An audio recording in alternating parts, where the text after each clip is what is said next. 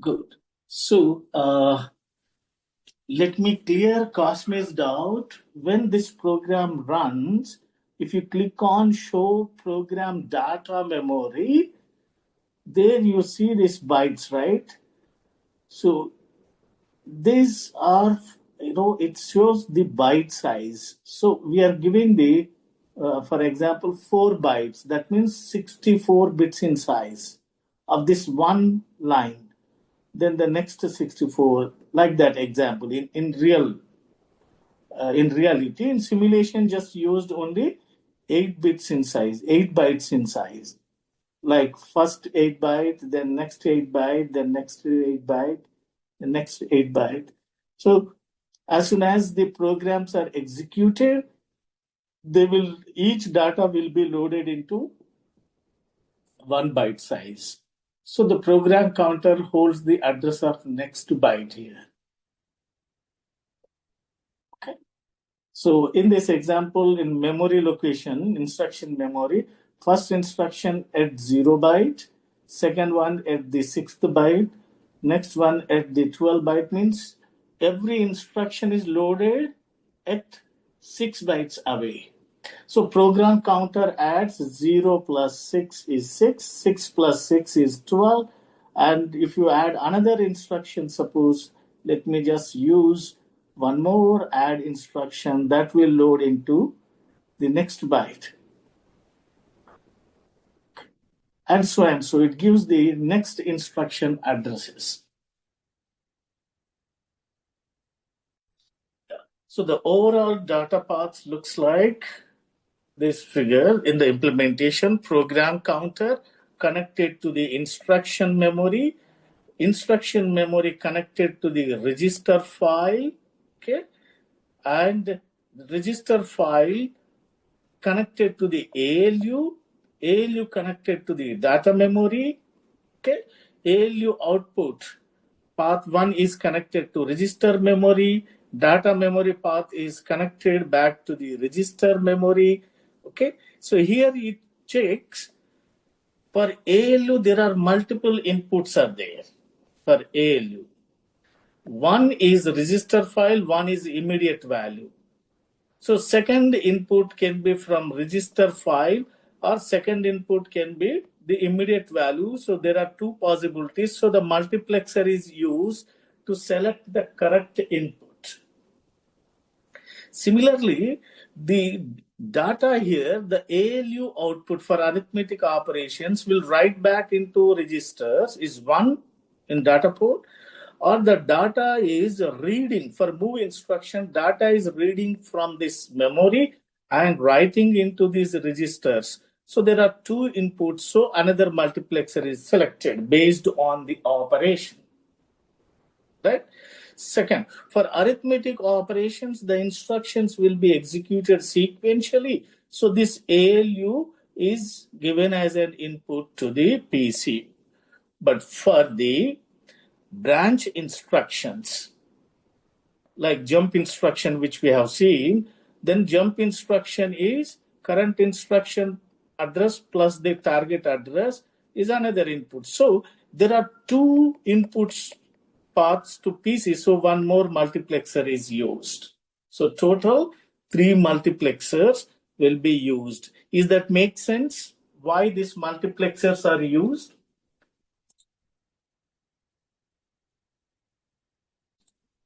Diagram just need to remember these components: PC, instruction memory, register file, and ALU and data memory. So the additional ALUs and multiplexers are doing their control unit. So the control unit here, okay, this control unit that gives the control signals to these multiplexers. The control signals to these multiplexers, right? They circuit back. Okay. So here we use multiplexer, right? So these control signals deciding that which operation should be performed, whether it is adder, AND gate in this circuit. The similar way for designing the entire CPU, inside the CPU, we use these multiplexers. So this multiplexer 1 either selects the input from this register or the immediate value. There is a two possibilities, so one will be selected. Okay, that means if there is a add operation, add R1, R2, R3, that means both the inputs are from registers. If the operation like add, okay, R1, R2, and 100 suppose. So then one input from register, second input is the 100. So second input not from this register file. Does that make sense?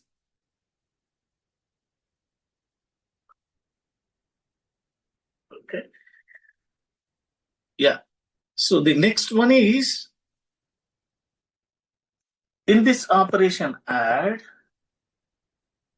R1, R2, R3, the ALU output is writing into registers. And if it is a move instruction, move, okay, the value R1 and R2 plus suppose 100. So then from this memory, the data is moving from this memory into the register. So this multiplexer is used for first one. This multiplexer selects the output path of this ALU. For the second operation, this input is not selected. This input path is selected to write data into the data path. Does that make sense? Why these multiplexers are working? Is it fine? So let me just quickly show you again. The memory unit having 3 ports. Okay. One is, sorry, let me quickly go back. Yeah. One is address port, one is write port, one is read port. Okay. So I just shown you on the simulation tool. One is address port, one is data output port, another one is the enable port. Okay, so this enable is either read the operation or write the operation. The read the operation is the instruction will be read from this memory. Write operation means the result will be write back into the memory. Okay, write back into the memory. So then these intermediate, these operands will be basically in the 16-bit in size. So that must convert into a fixed length, that is 32-bit. So sign extender will be used. So this 16-bit binary number is converted into 32-bit binary number that we call the sign extender. So this leftmost bit, if it is 1, then all the remaining 16 bits will be added with 1. If it is 0, all are added with zeros to convert into 32-bit in size. So this is another important a part to remember in data path design. Okay, and comes to the register. Okay, so comes to the registers. Register is another memory. It's having 3 ports. 1, 2 source ports, source 1, source 2, that is R1, R2 like that, and 1 destination port. And there are 2 output ports, they are read ports. And once the operation completed by ALU, the data will be write into the register, destination register through the register port. Through this register port and write port. So what are the operations performed here means read operation and write operation.